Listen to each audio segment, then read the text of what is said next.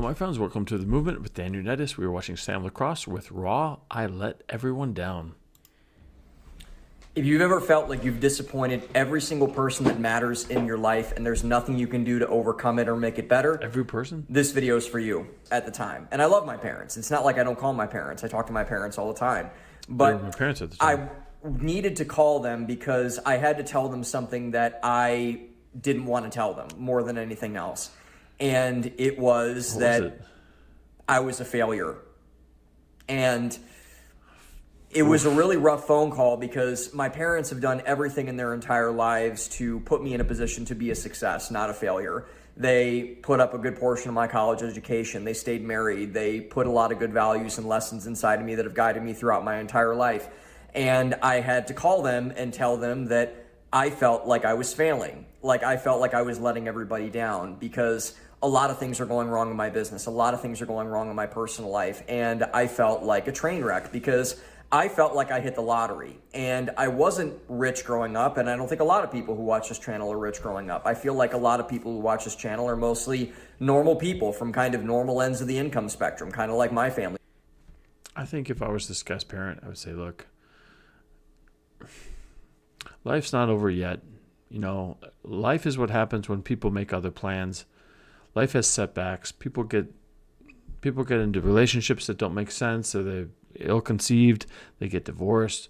People get thrust themselves into careers with high expectations, and then ultimately they don't achieve what they feel that their potential is or what is expected of them. And it's really easy to feel like you've gotten off course. And so I think as a parent, if I was in this situation, I would just, tell my son that I loved him and that, don't give up. It's adversity builds character as much as pain and suffering sucks and it's not pleasant to go through. When you go through adversity, it humbles you. It makes you really stop. The life is a grind, but ultimately, if you face extreme adversity, it forces you to stop. Whatever you thought was important, it stops, and you press pause and you say, "Time out. Let me just reevaluate everything." And you see people, you compare your life to other people's lives. Maybe they've gone farther than what you think where you should be. You start, trying to keep up with the Joneses or comparing your life, and it's just, you can't play that game. Your life stops, comes to a complete record scratch stop. My life imploded. I got a divorce, or I lost my job, or I made a fatal mistake.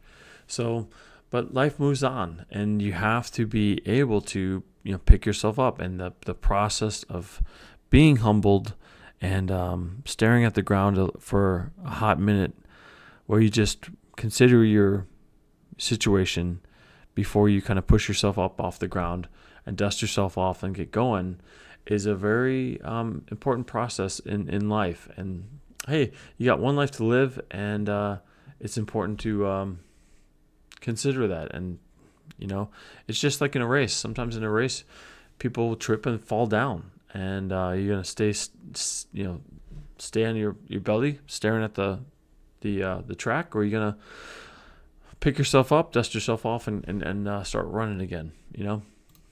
It was. But I was rich in a lot of ways that a lot of people, rich or poor or middle class, aren't, in terms of all the things that I listed. I had parents who cared about me. I had really helpful family, and that they really invested a lot in me. They cared about me. They loved me. And I had to tell them, or I thought I was going to tell them, that I had squandered all of it and I wasted all of it. And I just came back to, I'm sorry. I was in tears. I was crying. I didn't know what to do or what to say or what to come to as a conclusion, other than I let everyone down and I wasted all your guys' efforts and I wasted all of your guys' hard work.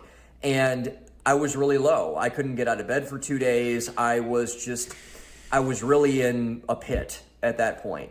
And I remember I was in a pit, not because I felt bad for myself, because I felt bad because I let my parents down and I let my family down. And I told everyone I was going to do all these things, and all these things were falling apart right in front of my face. And that's tough to swallow, especially as a man, where you're taught and propped up to be this invincible force, and you're told that you should act like this and do like this and talk like this and be like this. And I felt like none of those things. I felt like I think going there's a journey of, of coming of age, of becoming a man. And I talk about this on this channel a lot. And that idea is masculinity in its essence, in my opinion, and the journey from boyhood to manhood is wrapped up in the sense of society pushes you towards what you think, it sets expectations on you. Your parents are guiding you towards something. Your parents are instilling values into you, and you are being molded and shaped and sculpted into a vision of a man.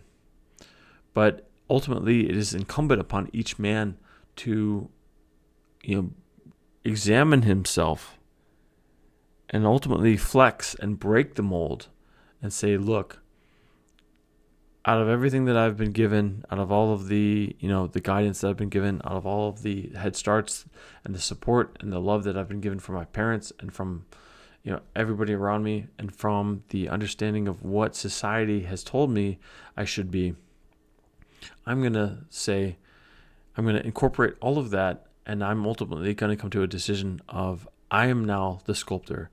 I am deciding who I will be. I am deciding where the sculpture continues to evolve into. I am the creator. I am the artist. And you take the reins of your own sculpting, and you define for yourself what your values are based on what has been taught to you. So I talk about my values on this channel all the time. My values are to be loving and respectful and kind to people.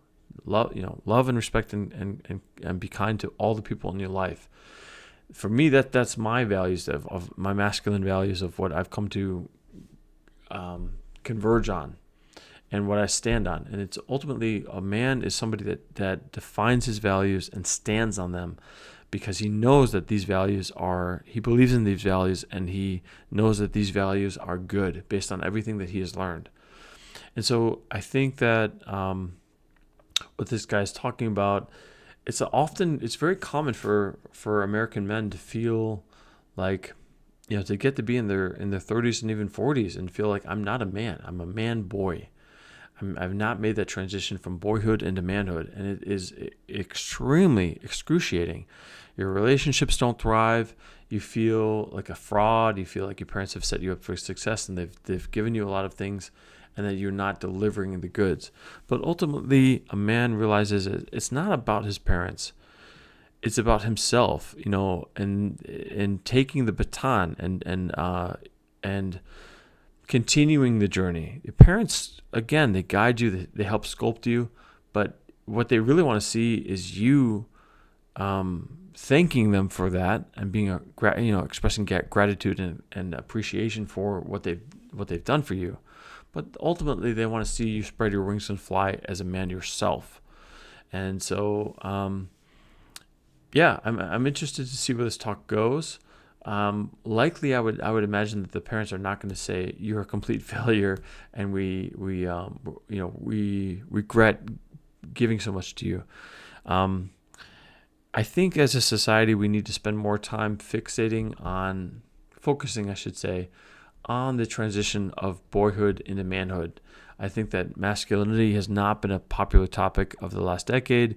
It's been one where men have been kicked in the teeth and thrown into the dirt. Masculinity has been tied to toxicity, and there's film and art and shows have nothing to contribute about what it means to be masculine and what it means to be balancing that energy with the feminine. And we have witnessed a cultural free fall, a culture in decline. And so we need to embrace the idea of empowering women simultaneously while we empower men and we seek to live in harmony with each other. We've tried our very best as a society to dismantle the concept of gender and to erase gender so that we can then perversely, swap men for women and women for men at any given time to, for whatever ends we felt that was necessary. But now the next decade is going to be talking a lot more about masculinity, and talking about how men can harmonize with women. I think I've seen a lot of videos recently about men leading in relationships and men taking the reins of their own lives. I'll leave it at that. I'm interested to see what else this guy has to say.